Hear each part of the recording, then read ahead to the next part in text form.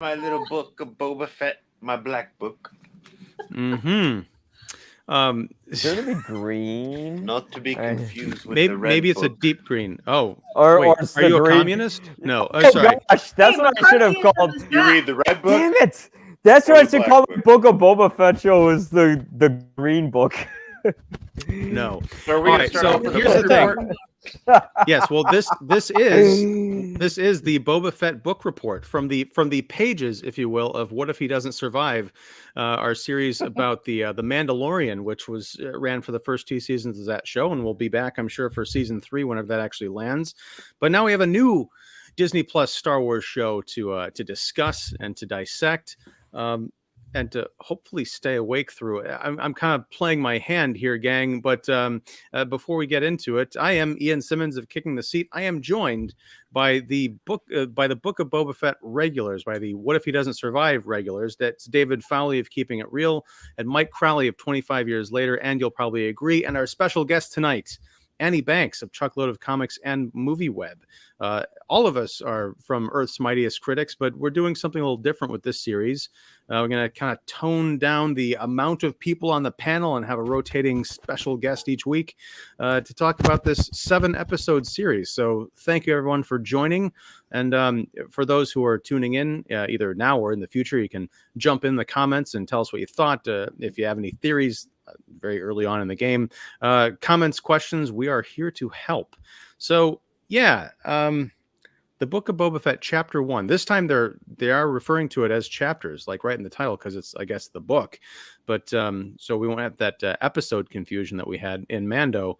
High level thoughts before we get into spoilers. Who here loves the Book of Boba Fett? All right, David. I'm going to say I love it. I mean, I like it, obviously, more than you three. Well, okay, we'll go down the scale. Who likes the Book of Boba Fett? I like it.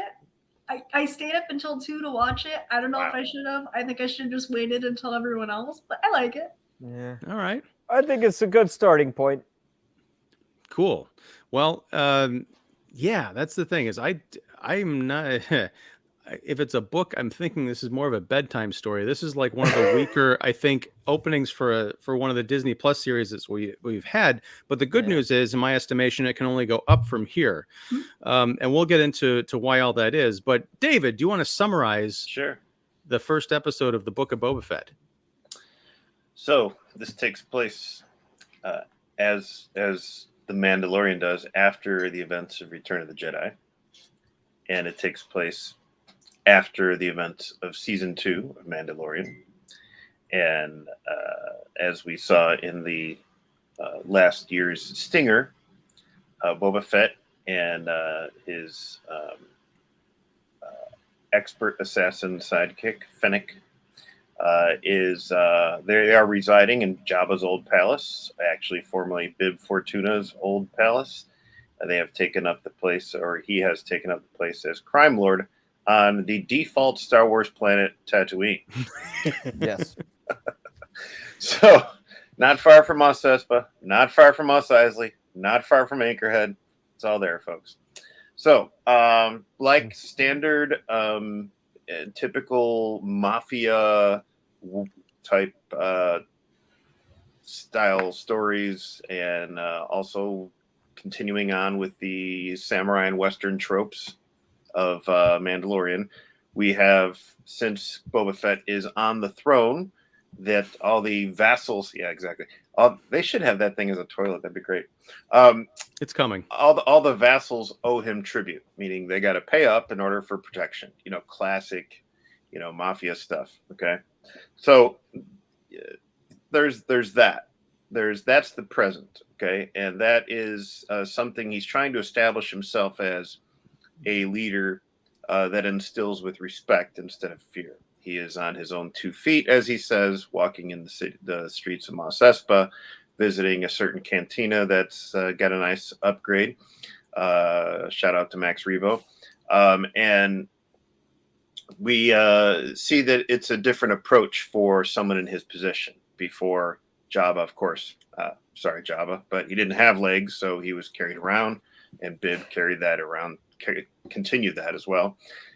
So, Boba Fett isn't about that. He wants to, be among the people, yet he wants the people to pay up. So that's where he's at. He's trying to establish that. Some people don't like that. There's a certain group of parkour ninjas that attack them, and that's fun.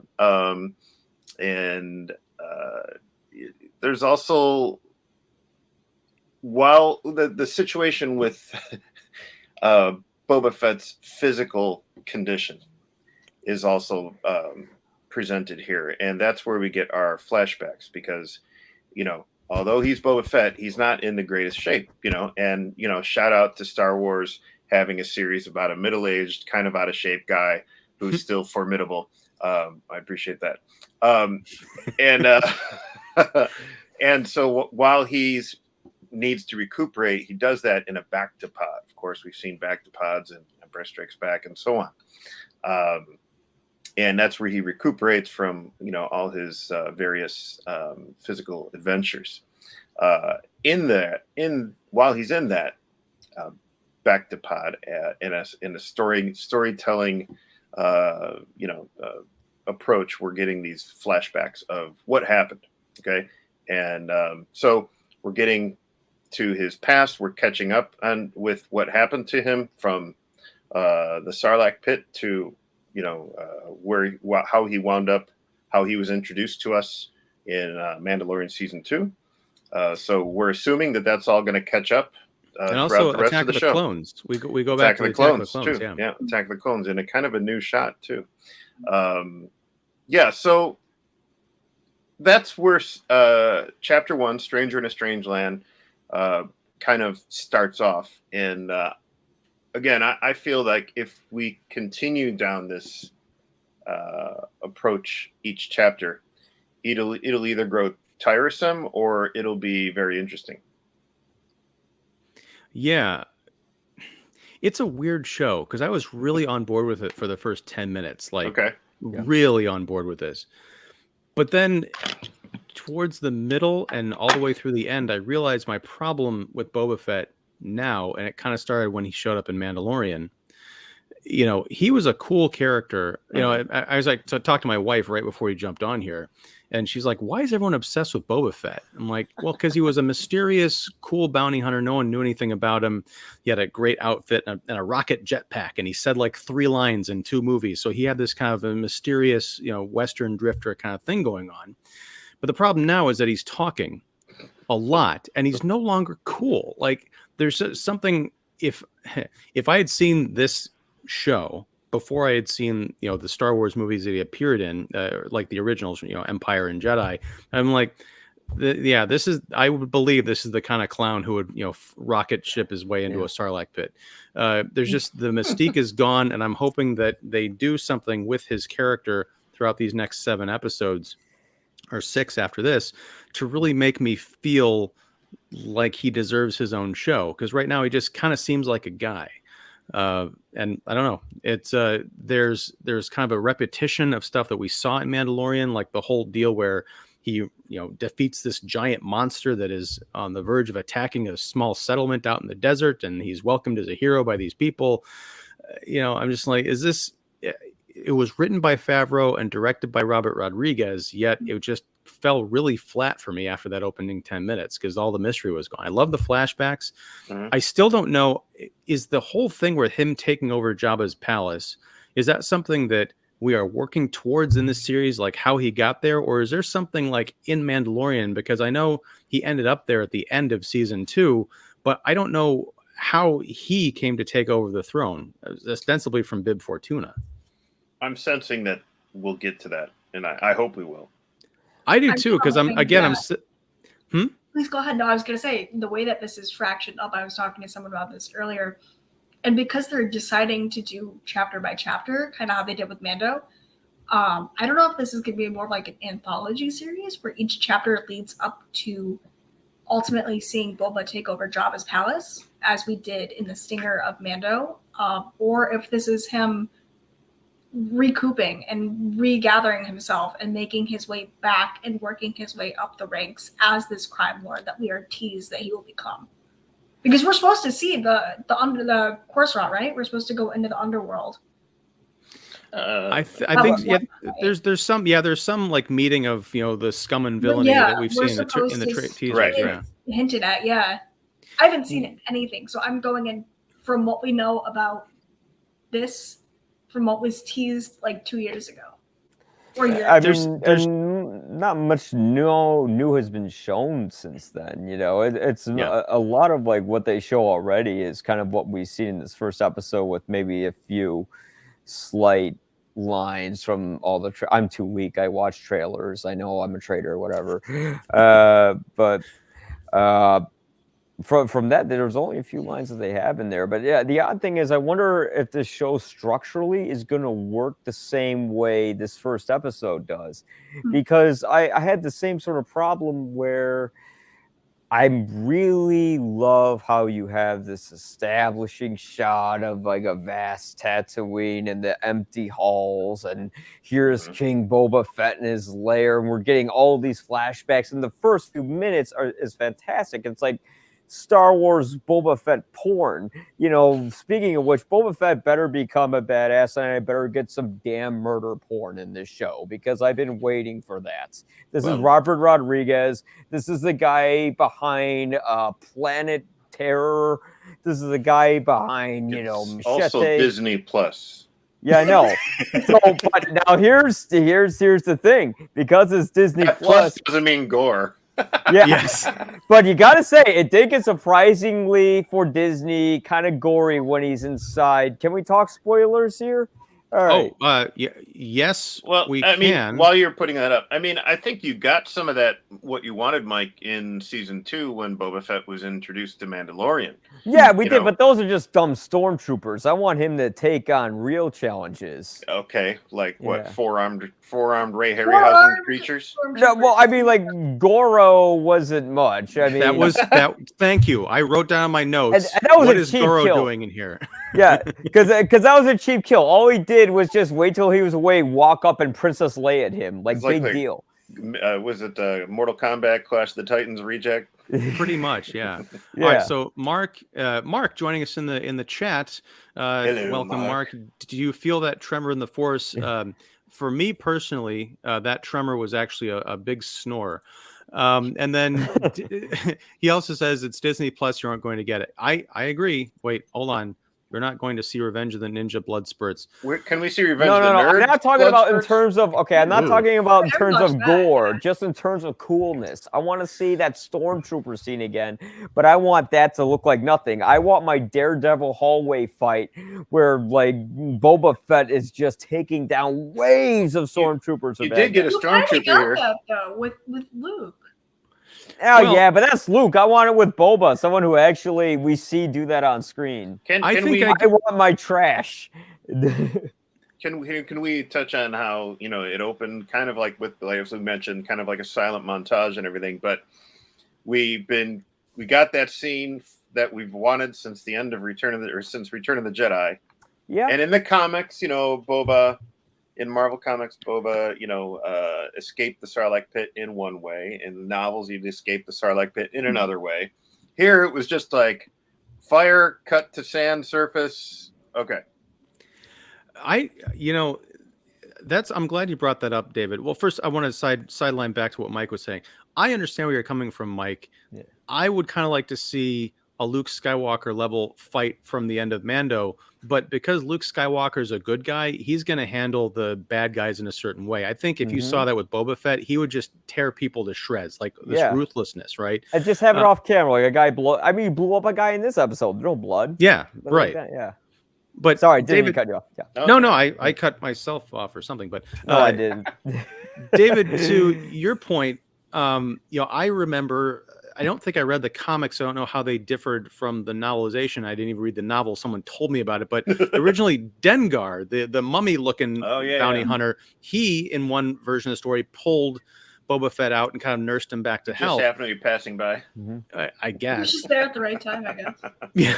This is my official Dengar This is how outfit. fiction Nice.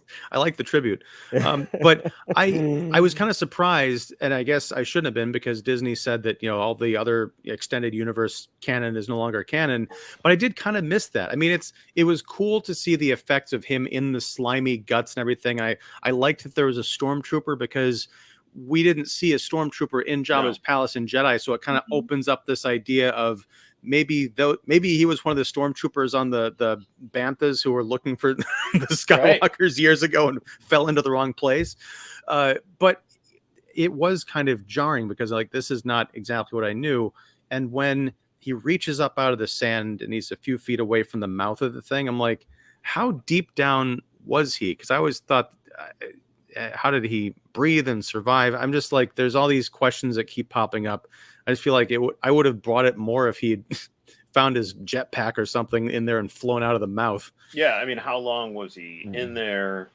Obviously, I was a little confused by the whole tube thing that he cut from the stormtrooper helmet. I'm like, have we ever seen that before? And it's like, stormtrooper helmet, stormtrooper costume, you just put on the helmet.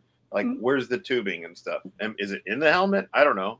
Have we ever seen the inside of a stormtrooper helmet though on screen? Yeah, we never seen an interior shot. We don't know the interior. Yeah. Well, but no, there was. Do you guys remember Parks and Rec when Parks and Rec was on TV? Yeah. Parks and Recreation. Yeah. I saw a little bit of it. There's an episode from 2013 where it's Patton Oswalt, and Patton Oswalt, and this is going somewhere. That's on YouTube. Patton Oswalt gets up there, and his role is a filibuster. So my guy Patton just goes on a filibuster, and his filibuster is exactly how Boba Fett comes out of Silent Pit. He like in 2013, he described it shot for shot, the hand coming out of the sand. Huh.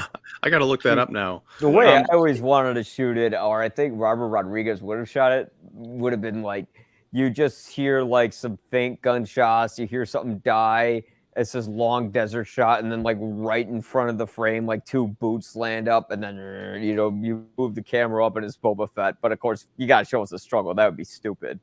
But it'd be equally cool if they just went full Tropic Thunder reference. Yeah. And, I Nice. mean, when you think about it, was his time in the Sarlacc so harming to his physical condition that's why he needed the back to pod? Well, the other thing, like, because what you got to keep in mind though is that the time jumps around so much that from the time he's in the back to pod after he's taken over Jabba's palace, right? So we don't, and that is, I guess, after the Mandalorian stuff and the Tusken Raiders and all. And the Tusken Raiders. Plus, he's been doing God knows what else. I will be interested to see how the timeline lines up, because I don't know if that was just from the Sarlacc pit.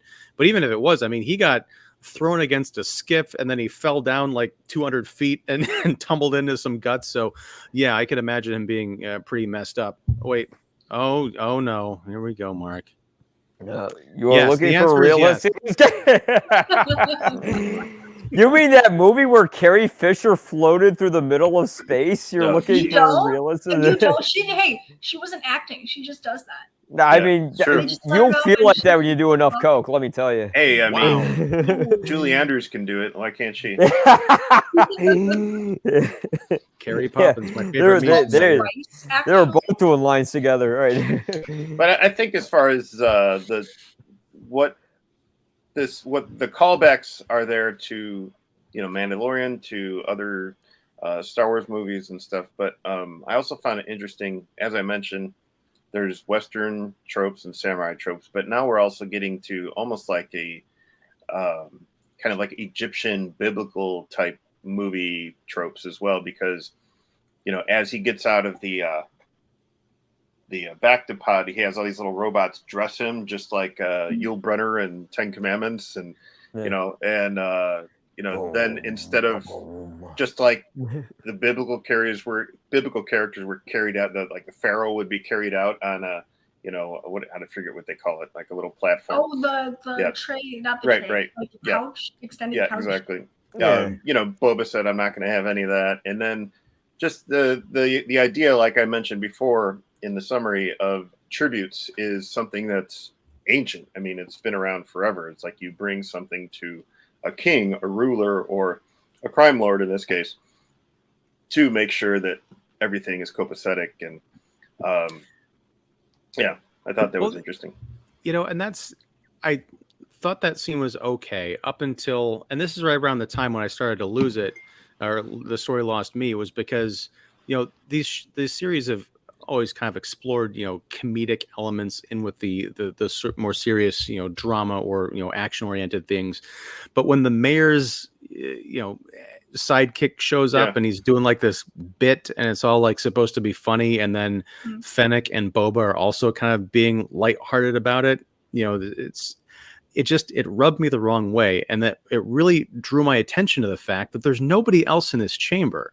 Like Boba Fett, I don't know what he's ruling over, but if he's supposed to be the new crime boss, like, okay, where are the people that he's the boss of? He's got like a couple of servant droids and then this empty chamber. Now maybe they're going for like a Corleone's back office kind of thing from The Godfather, but even in that movie, you got the sense that there is a giant party going on with all these mafiosi, and then you got this secret kind of inner chamber. It just looks like it's almost like he's in this exiled suburb, like when he goes into Mos Espa, like, okay, where is that in relation to this? And he's not ruling over that. He's just the crime lord attached to this big city where they've got their own politics going on.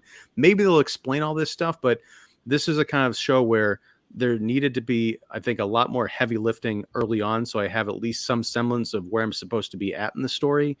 There wasn't enough for me to really connect with anything.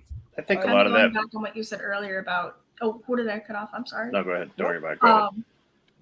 If this was my first exposure to Star Wars, anything Star Wars, that would be weird. You know, it would be weird, of course, but considering how little marketing and word of mouth and buzz this had around it, which is super strange to me. But I would be totally lost. It doesn't, you know, like you were just saying, it needs the heavy lifting. It needs a strength where and this is the instance where I wish an episode would explain itself to me and break down everything as if I was a newcomer. I didn't know who is, but like, I don't even, if I was watching this, I'd be like, who is this guy? Why do I care about him? And what is he going to do? So far, he's got some neat armor and a hot assistant, and that's it. That's it. You know, okay, here we go, I guess. We're back on Tatooine. But it felt very empty, especially for a Star Wars show where they have the opportunity to flesh out this world that they've established even further. I was expecting new character, like not even old cameos, but new characters right off the bat that we'd see interacting with Boba, or more intensely and more intimately, compared to them just saying, "Here's your tribute, gotta go," you know. And where do they go? What happens to them? What are they returning? Are they done for? Is this it? You know, I do hope that there's a little more context given that. I mean, you know, in that sense, like so many Disney Plus shows, it would help if it was longer than 38 minutes, something like that. You know, that hopefully might, you know, if this was expanded to say even 45 minutes or, you know, an hour, that would, you know, probably help a lot of what your concerns are. You know, going back into what you're saying about this kind of sparse atmosphere, I like that it's so much different than the way Jabba ruled or the way Bib ruled. You know, it's like both of them, Bib just carried over the whole environment from what Jabba had. And Jabba was all about, you know, stroking his ego, you know, being surrounded with all these bounty hunters and, you know, nefarious types, and having a crazy, you know, band, depending on whether you watch the special edition or not, you know. Yeah. You know, he always had a bustling palace, an atmosphere, and he's ruling differently. He doesn't need any of that. He doesn't want any of that. It's not about his ego, right? But we haven't established that. He walks around saying, "I'm going to rule differently," but he is right. But that's the thing. It's not clear who or what he's ruling over. Really, it will. I mean, it is at chapter 1. Right, but what I'm saying is, and this gets back to establishing something. The last time we saw Jabba's palace, it was packed to the brim. It was like standing room only with all these cool space villains. And now we see it again. It's like an empty chamber. It's kind of like going into a bombed out city and saying, "I'm the king now." It's like, I don't know. There's no weight to it. When they go to Mos Espa, to that casino or whatever, and they're met by Jennifer Beals, which was kind of a nice cameo. Boba takes off his helmet, and he just looks like a guy who's coming in and, hey, I got my chips. Plus, he and Fennec hand over their helmets to be cleaned or something. I'm like, I don't think Boba Fett's going to do that, because he's a notorious space bounty hunter. He's not going to give up anything that they could put a tracking device in or a bomb or anything like that. I mean, I know explains why he does that. Why did he do it? Yeah, because it's a custom, better. right? Yeah, there are customs that can be taken advantage of to put a tracker or a bomb into a helmet. Again, I don't see him as being. He doesn't seem to be calculating. He just seems to be kind of like wandering around, like, hey, I guess I'm the ruler here, but I don't. Yeah. It'd be nice to see some opposition besides these, random space ninjas. This felt like an episode 3 to me rather than an episode 1.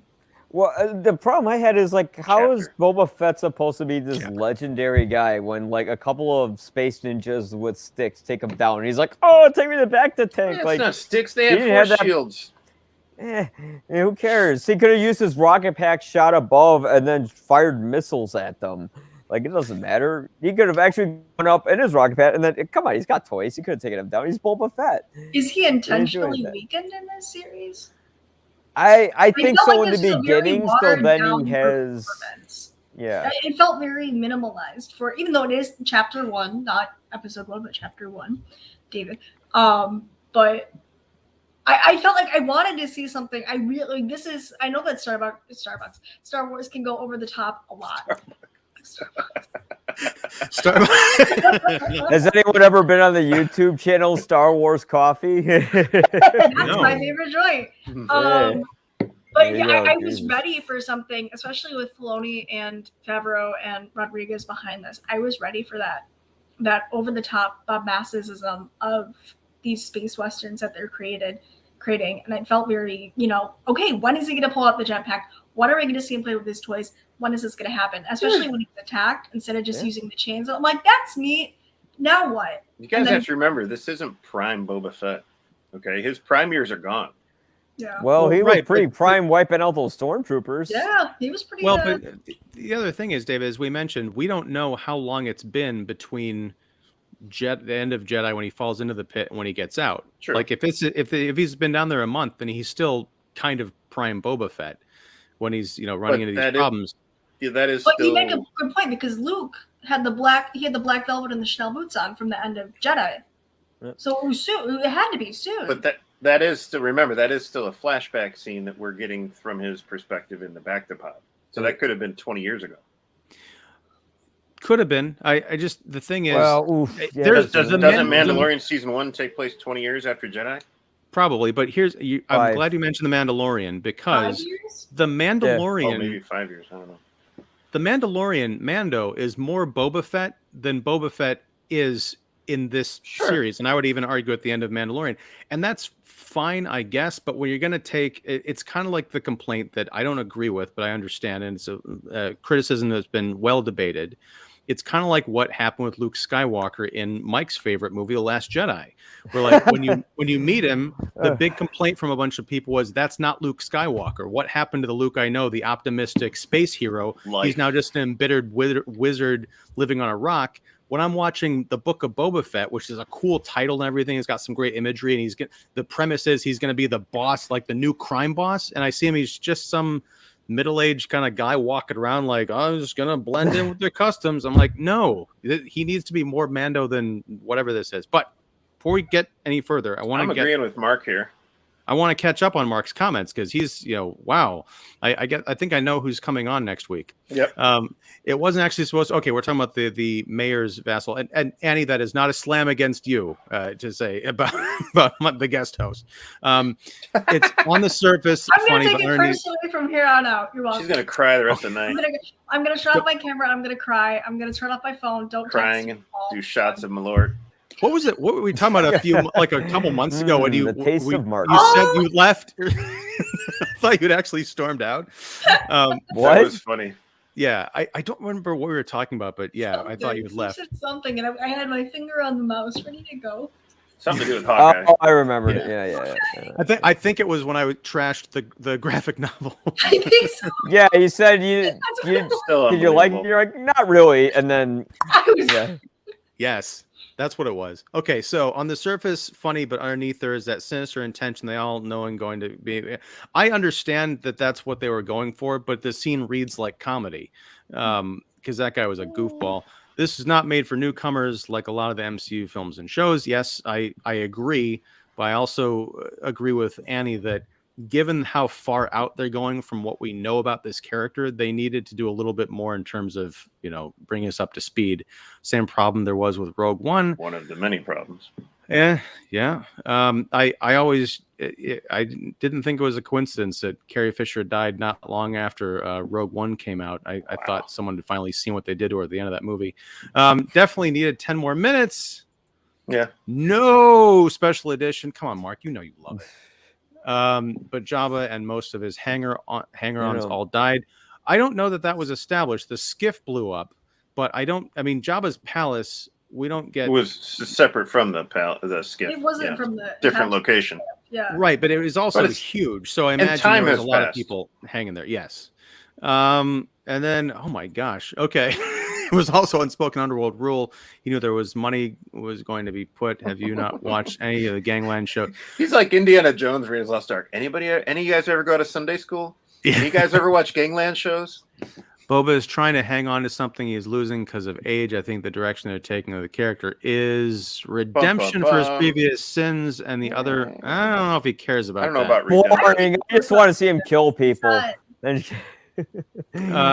Let's see. And then trying to do something he missed out when he was younger. Again, these are all great ideas, but I'm getting no indication of this from really the material that I'm watching. Now, granted, this is the first episode, and maybe this will come back, but I feel like it's almost in reverse order. Well, I feel some of those flashbacks will come back. I think we'll see a little more Sarlacc, and I hope he goes back to Kamino at one point, because I do see Kamino. That'd be cool. And it would be great. Like, either he's going to be there, because from the expanded, I watched I think 3 videos that are like almost an hour each about like Boba Fett's entire backstory, and one of them was I waste my life a lot. 9 hours of your life to Boba Fett, and 10 hours to the Matrix. If there's one man I devote my life to, it's Boba. But no, but Jesus Christ, where have I gone?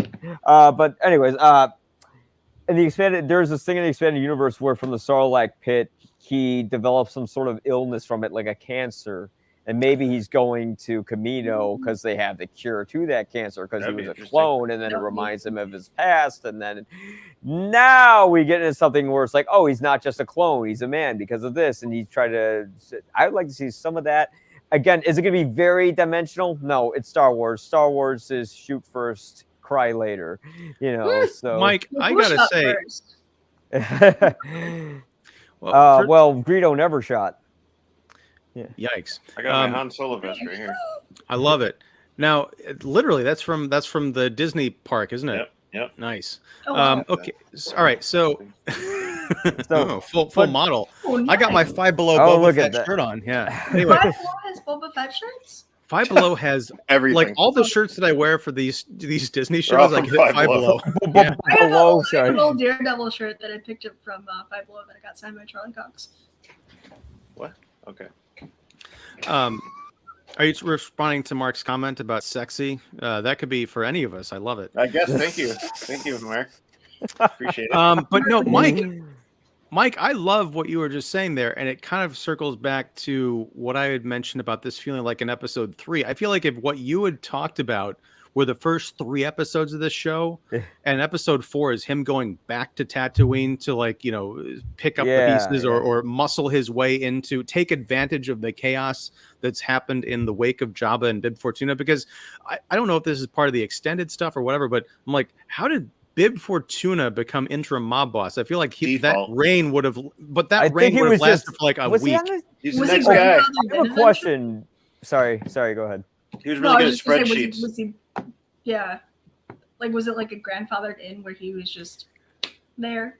There he is. It was in Jabba's will. So was he not there when all the ships flew up? Did he stay behind in the palace? Yeah. I think so. He did. Okay, yeah. Because I was think we saw wondering him if on he the was skiff. inside the like 2 ships that blew up, like in Jedi. Well, or 3. but- Was it? Yeah, it was 3. Yeah. But yeah, I imagine he hung back. But even so, if he's the next in line, all we ever saw him do was like be, Jabba's hype man. Like, hey, Jabba, you're the all powerful guy, and here's this loser Luke Skywalker wants an audience with you. Like, he didn't do anything. He came out and he greeted. He kept the Gamorrean guards from beating up the droids or whatever. But that's what he might be second in line. But again, that's going to be the world's shortest reign, especially when you have some of those other bounty hunters hanging about. They would have, beaten him to death with his own like squibbly things he's got hanging off the back. Dude, if you can't handle these ninjas, those bounty hunters are gonna kick his ass. If you can't even handle a sand person, although at that point was he weak still? I think so. It was the Yeah. child. A little bit, It was yeah, a child. It wasn't even a person. I mean, okay, so he's cool then. He earns coolness points. I mean, that's what it's establishing in those flashback scenes is that there's that. yeah. Of course, you see the banthas, always in single file to hide their tracks, as Obi-Wan said, and there's that classic. And again, another Western trope where you tie somebody, to trail them on foot.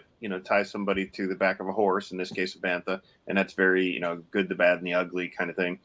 And it's also establishing wear and tear, fatigue. You're in the hot sun. You're wearing a onesie. I mean, it's of course he's tired. He's being beat up by kicked around by teenage Tusken Raiders, by adult Tusken Raiders.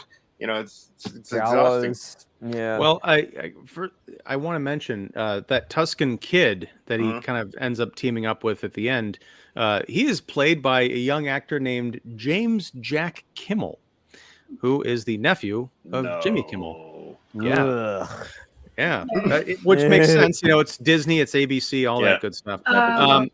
All right. So one thing I want to mention before I forget, and this is, brought to mind, David, you're talking about Boba being dragged behind the bantha. He's got like this white desert tunic. It's very bright. Not as bright as Boba Fett's freaking teeth. Those teeth were amazing.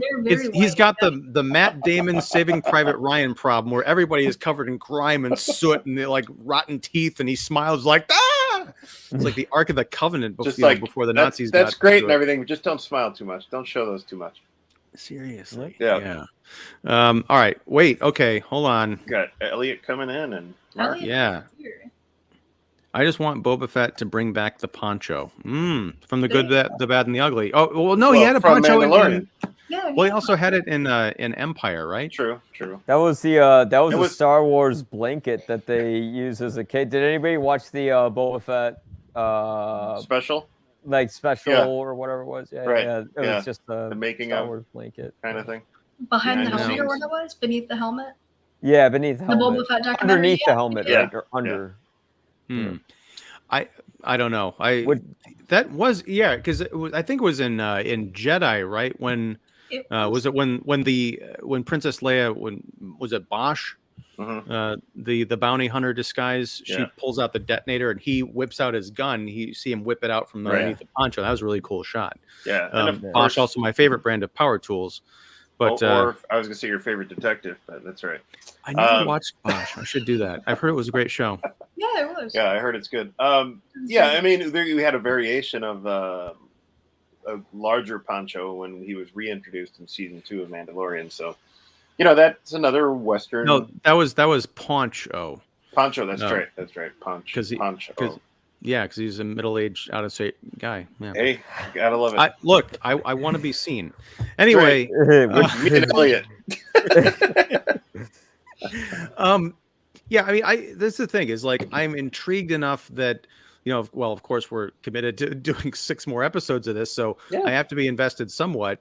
But I feel like it can only kind of go up from here.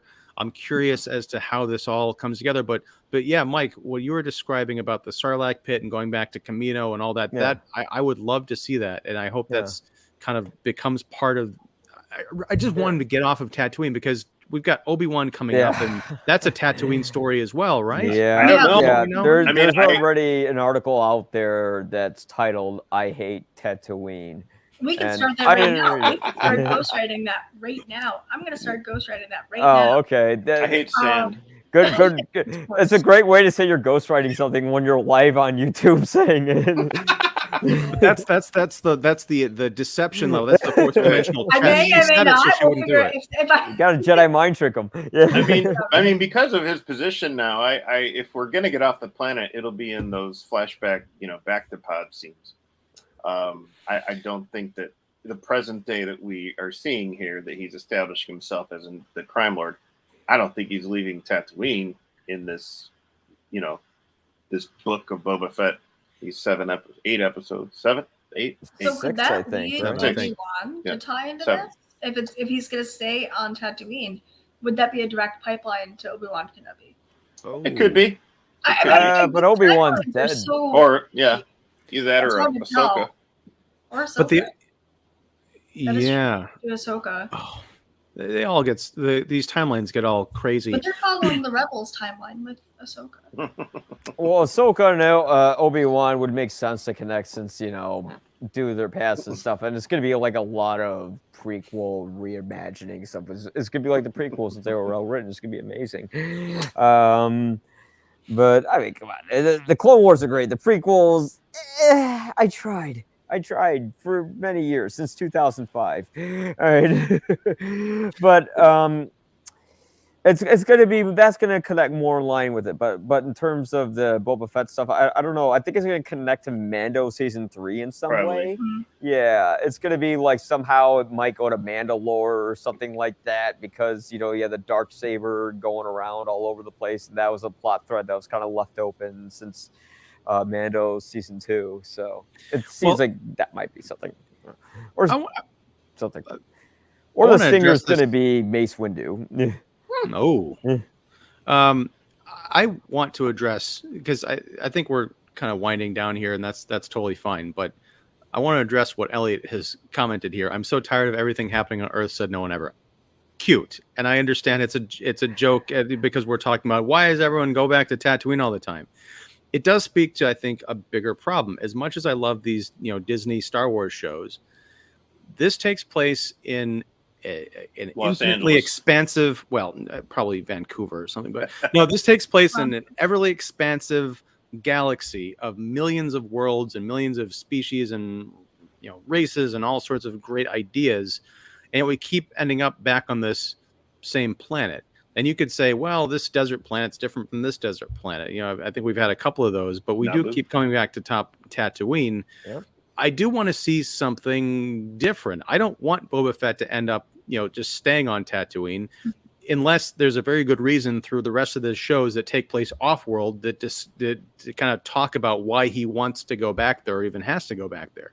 Because, again, this idea of, like, I'm going to become the crime boss of Tatooine. I mean, Luke Skywalker, the whole point of the first Star Wars movie, he wanted to get off that nowhere planet.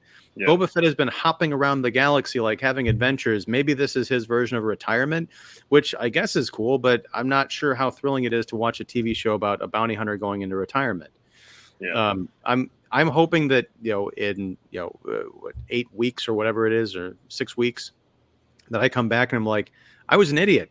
This show turned out to be really fantastic and surprising. But I don't know. Wait. Oh, can someone please explain the water pods? I hope you're talking about the little water stone cup things instead of the back pods.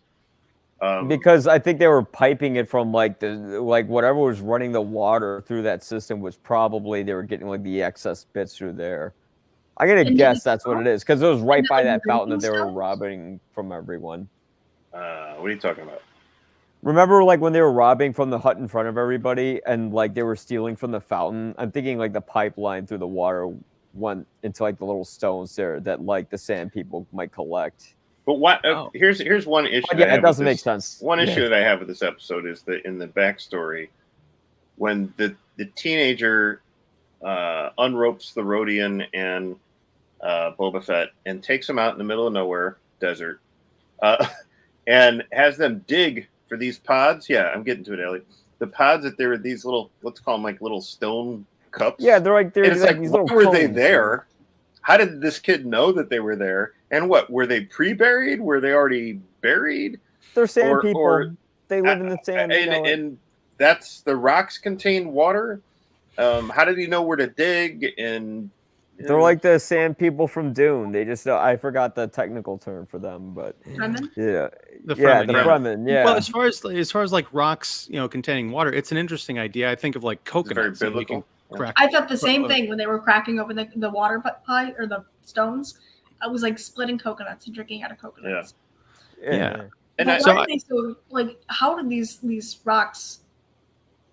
How are they just not like a isolated good or isolated, thoroughly sought after? We didn't hear anyone mention anything about wanting water, needing water, anything else like that until this very last scene, or one of the last scenes where they're digging in the sand and oh look, surprise, there's one right there, and I'm gonna dump it out for this creature to have. Fuck you, Like it was too good, and it didn't seem like he was begging for water, but he was the only one begging for water. Yeah. Yeah.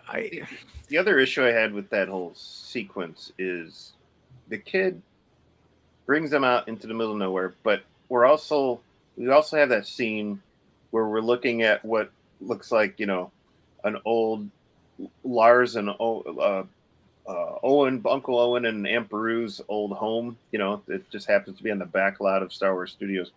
It just, what is that there for? Just to establish that there's these bandits out there from Mandalorian. Like, what did this kid want to show them? To show Boba and the Rodian? Oh, I think there's something in the 'cause there was trailer. smoke So I there? won't say anything. But remember the sign they painted on the door? Yeah, the bandits, the gang. Yeah, there's a scene in the trailers that shows. Like, you'll find out.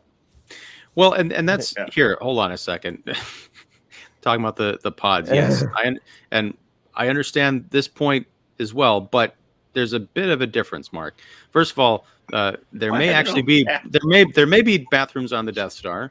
How does Darth Vader go to the bathroom? George won't answer my email. Didn't you ever see that cylinder shape on the cod piece? I always wondered if that was it. I wonder if it just came down like a little window. Yeah. Yikes. But here's the difference is, and Bantha Milk, that's, it's, again, these are cute comments, but you have to stop and think. At no point were any of those crucial to the story or immersion in the story. Mm-hmm. I feel like, okay, I don't have as much of a problem with the coconut rock things. Yeah. I do kind of wonder, again, why did he unchain everybody to go and look over this ridge and see this robbery happening and then bring them out to uncover these stones? And did he have any idea that there could be this creature out there? You'd think that he would have some awareness of these giant monsters living underneath the sand and some kind of a caution. But there's so much in here, it feels like we're being thrown into the middle of a series that a lot of this stuff has at least been hinted at or given some kind of context. It's like starting the usual suspects in at minute 45, as opposed to what the Mandalorian did, I think, which is hold your hand just enough and give you just enough of a premise to say, okay, there's this village that's being ravaged by a dragon. Or whatever, that lives in this cave, and we've got to go kill it. And by the way, there's an egg that's very valuable to the people who live in this village. That's all you need. Everything else flows from there logically. If they just said, "Oh, but there's an egg," well, what is it? Why is everyone going after this egg? They give you just they give you enough context that everything else kind of again falls into place. I feel like what we're going to get in this show is in the title. These are chapters. Fill-in chapters of the Boba Fett's life that we're catching up with. So here in this first chapter, we're showing what he has done to survive, both in the past and what he's doing to make a new place for himself as this crime lord. So it's a first chapter. It might not be engaging enough for some. I get it, but it's establishing itself. It's catching people up to what's been going on. That's sort of how I felt. It's like, it's not amazing. I definitely didn't like seeing Boba Fett getting his ass kicked throughout the whole episode. But at the same time, I think we're kind of just having a steady progression where eventually Robert Rodriguez is going to be like, okay, you know me, I'm the machete guy. Here we go. And then you're going to get the sweetness later on. But in between that, we're going to, and what I'm a little concerned with the structure of the film is, or the show, film, whatever, is that it's not going to just be flashback, present, flashback, present. Like, I hope at one point we just have a whole episode as a flashback or a whole episode as a present, and it has like a smooth sort of storyline. Because the thing was, like, I felt halfway through the episode, like, once like they go back to the flashback after the ninja zap Boba, I was not very interested, because the big payoff was that he strangles a little or a big CGI monster and then is given water and fits in with sand people. Okay, like that wasn't enough to go off of just for one episode for a big conclusion. But again, I think we were going to have much bigger payoffs, and they might want to subvert expectations a little bit, so then they don't just show them all the money right away. So we'll see. And I hope it goes deeper into the character too. I really hope they do to go to Camino and Boba's sense of identity and all that other sort of juicy stuff. At least a little bit. You know, that's the thing is, like, and I'm going to address this comment from Mark. Okay, wait. Let's see. All right. So the robbery was a surprise. They were just out there looking for the water pods, and there happened to be bandits doing bandit things. Now, here's the issue. Boba Fett was dragged into this, Tusken Raider settlement and kind of like hitched, tied up outside the village with this red Greedo or whatever. And there was a watchdog. There was an escape. There was an escape attempt. They beat the crap out of him. He winds up, tied up again. And at one point, the little Tusken Raider kids go and beat the crap out of Boba Fett, just for sport. And I guess one of them is supposed to be, Jimmy Kimmel's nephew. But there are questions here that structurally, story-wise, I'm sorry, I can't wait for like another episode or two to be told how they make sense, because the kid goes and unties the two prisoners, leads them out into the middle of the desert to come over this ridge. The robbery may have been a surprise, but, again, what is the significance of looking at this settlement? What is it? Right. And then he leads them out into the desert to look for these stones. When he comes back bearing the head of this giant monster they've killed. None of the Tusken Raiders, they're all like overjoyed and they like welcome Boba Fett in. No one says, hey, why did you steal our prisoners and take them out into the desert and nearly get yourself killed? Like, what is going on here? I'm thinking it might be somewhat, and again, it's Tusken Raiders. We don't speak their language. We don't know their culture all that well, but I think it's somewhat of a rite of passage for a young Tusken Raider to, maybe basically take ownership of like either a slave or a prisoner, and basically not necessarily lord over them, but just have power over them and grow in strength and cunning and all that. But he is a teenager, so things are gonna screw up. Right, but you get the feeling that he kind of absconded with those prisoners. There was not like a moment where, I know, again, we don't speak their language. They're not doing subtitles or anything, but there's not like a council of people going up and saying, okay, now you go take these guys and go out and do that thing. It's almost like when, I guess in A New Hope, when, Luke takes the droids out and, that's when they run into the sand people. They're very clearly sneaking off. Again, it's like poetry. And those were scavengers. Those sand people were, nomading scavengers who were tearing up the land speeder and everything. But here, this is like this, and a little bit in Attack of the Clones, we're seeing, it was Attack of the Clones. We're seeing, a culture of the sand people. Okay. So, I feel like the fact that he took them out there in the middle of nowhere, told them to dig, was watching over them with the little dragon massif, I think he was trying to be like, the adults are. And like I said, it could be a rite of passage. It could be, this is what the teens do in the camp. I was, I really didn't scratch my head about that. I was more concerned with like, how do they know where these rocks are? Why are they just looking at, Aunt Prue and Uncle Owen's old place just because there was smoke on the horizon and they were curious about the smoke? It's like, I don't know. They wanted to establish there were speeder bikes in the show. I don't know.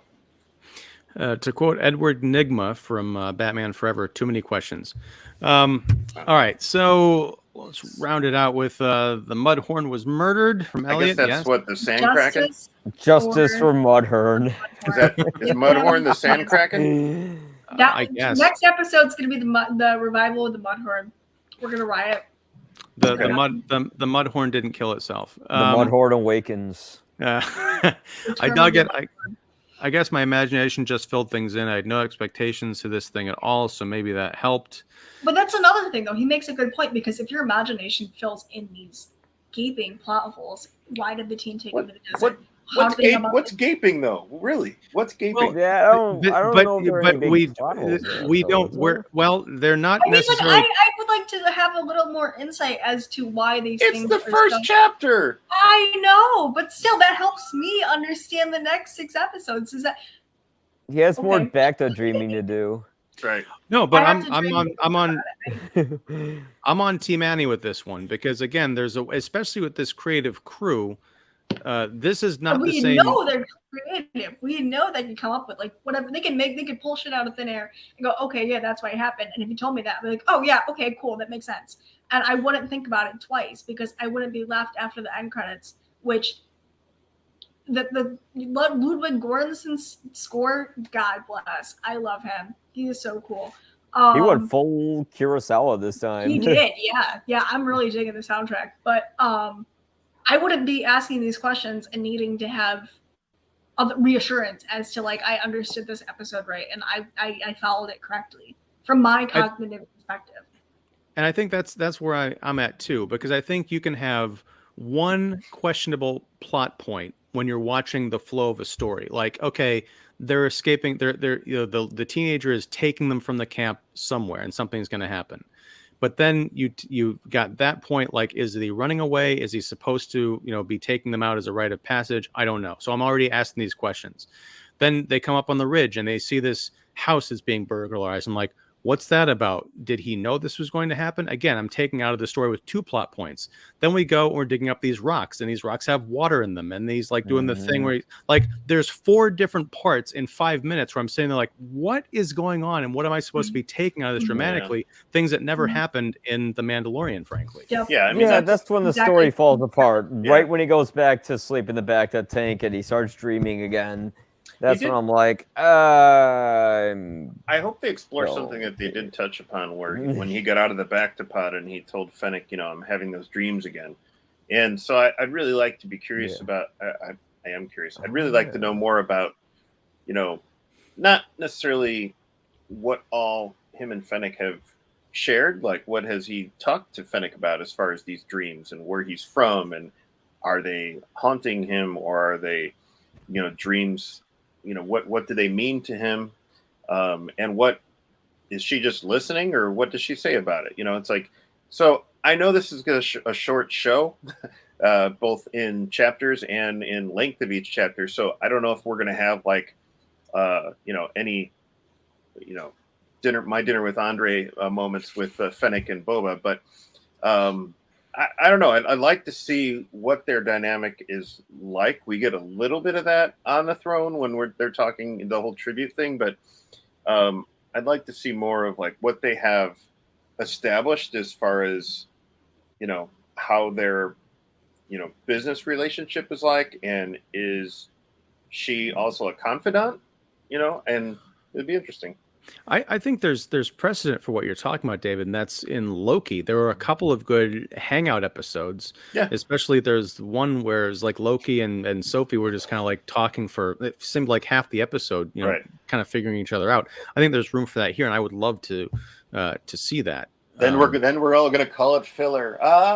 Filler. It depends on It depends on the writing. It depends on what is being filled in. Because I could have used a lot of filler in this episode. Like, what the hell is going on?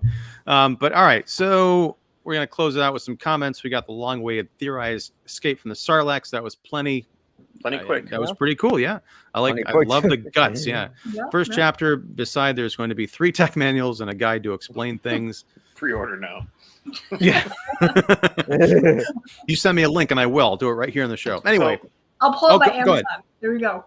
A little bit in closing, I just want to this chapter did make me wonder, and as we were talking here, I was thinking it made me wonder where are we going to see Boba after this show, or if that's the case, are we going to see Boba after the show?